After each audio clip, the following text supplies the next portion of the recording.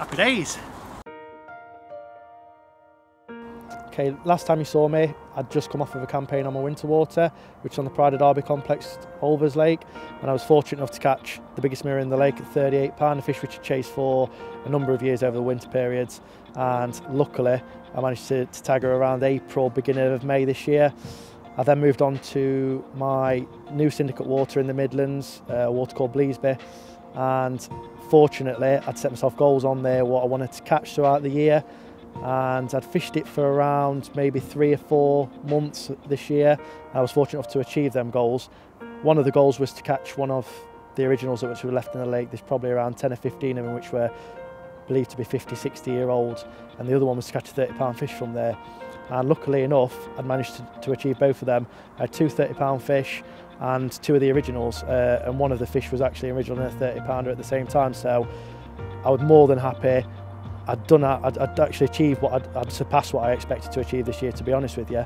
I think I'd managed in the end 44 fish in 22 nights fishing, and I decided after that to sort of tail off, and I was happy with what I'd achieved basically. I think the main reason as to the success I had on there, even though it was a new water, was the big word preparation and also effort. And I think if you're willing to combine the two together, I think you can achieve whatever you set out and whatever goals you set yourself for the year.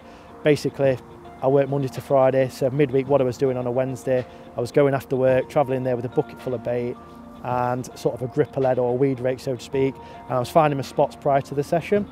So what I'd do is I'd rake the swim for 30 minutes, an hour, however I could find a little clear spot to present 3 rigs on, and then I'd put the bait in afterwards and introduce the bait. So effectively, what you're having, you've got 3 nights of bait being in there, Wednesday night, Thursday night, Friday night, before I was turning up on a Saturday to fish, and the bait had already been established. Because I think what a lot of people forget is you don't have to physically have your rods in the water all the time to feel like you're fishing. That bait is actually physically fishing for you before you even turn up. I think this year that was a real big edge. I mean, it's a magnificent place, the syndicate is truly awesome, the scenery around it is incredible, and some of the fish are really truly amazing. And yeah, to catch the 2 originals I did in the 2 30 pounders, I was absolutely over the moon. It kind of set the year off as I meant to go on, really, because after that I decided to take a break from the carp fishing. It was a bit of a gruelling campaign, not in terms of how difficult it was to catch the fish, but in terms of having to barrow long distances, put the effort in, which, considering it's a full-time job as well, was pretty hard work going, really. So I decided to taper off, try and look on the Trent for a little while, and I think in the end I did 5 or 6 nights fishing for barbel. I think I managed something like 30, 35 barbel, 10 of which were double figures, including 2 personal bests, both over 13 pounds, and a 6 pound 3-ounce chub, which was a new PB as well to boot. So again, I made up with that, and it's a different style of fishing, you know. Carp fishing is bread and butter, but doing something a bit different can sometimes spike your enthusiasm again for what your true passion is, and that's what it kind of did, to be honest with you, because after I'd been and done the Trent, I then went to France with one of my good friends, Andy, and we booked the lake out, Priory Lake in France, sort of in the Limoges region, and we got the lake to ourselves, and we turned up not really blind. We knew what the stock was, we knew the tactics we had and the bait we had was going to work, but little did we know really what was going to happen when we got there. I think we ended up, for a week's fishing, we ended up with 10 fish a piece, we ended up with 20 fish a piece, 40 fish. I think the lake only holds 180 fish as it is, and in that sort of 10 40s, a couple of 50s, and I managed a new PB mirror of 60 pound 2-ounce, which was called Sambo in the end for reasons which is quite personal to the owners of the lake. I feel like the personal goals I've set myself have been achievable, and I've managed to achieve them.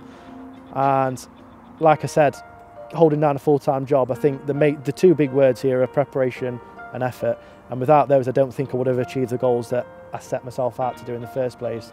It's now the middle of October, and now back on my club water, Pride of Derby. I'm back on Olvers Lake.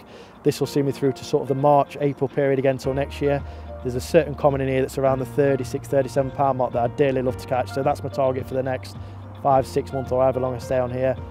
After that, as soon as spring comes, everything starts to warm up, I'll jump back on Pride Lake, which is on the Pride of Derby complex, and there's still 5 or 6 fish in that lake that I'd truly love to catch, including a couple of commons that are over 40 pound.